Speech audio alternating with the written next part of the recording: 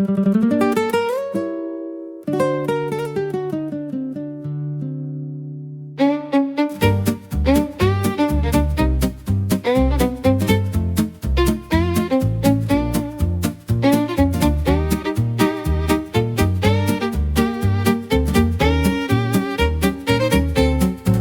la grande toile, on parade sans gêne, selfie au réveil, hashtag mise en scène.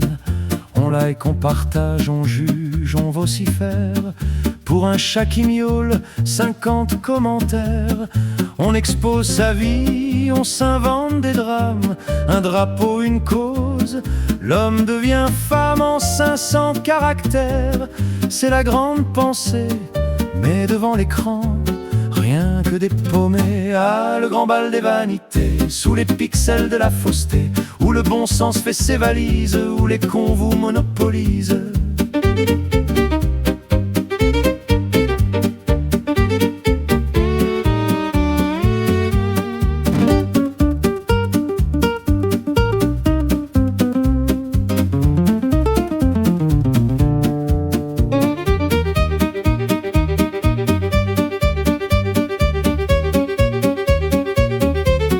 Les profils sont lisses, les photos filtrées.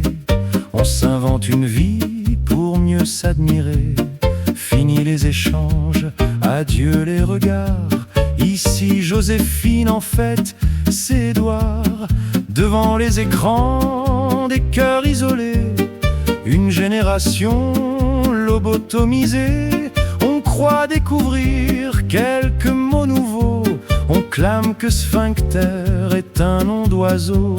Si on nous dément, on pique une colère. C'est moi que j'ai raison, pas le dictionnaire. Ah, le grand bal des vanités, sous les pixels de la fausseté, où le bon sens fait ses valises, où les cons vous monopolisent.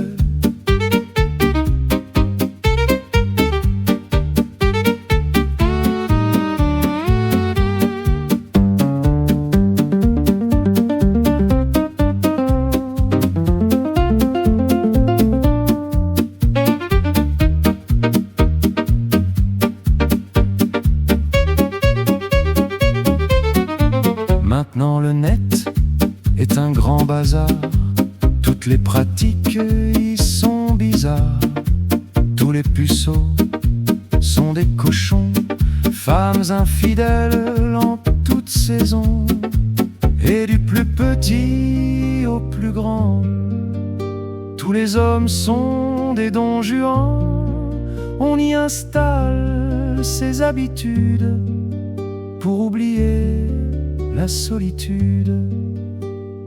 Ah, je regrette le temps d'avant, sans wifi, bluetooth et écran, où l'on jasait au coin des rues, sans émoji en retenue.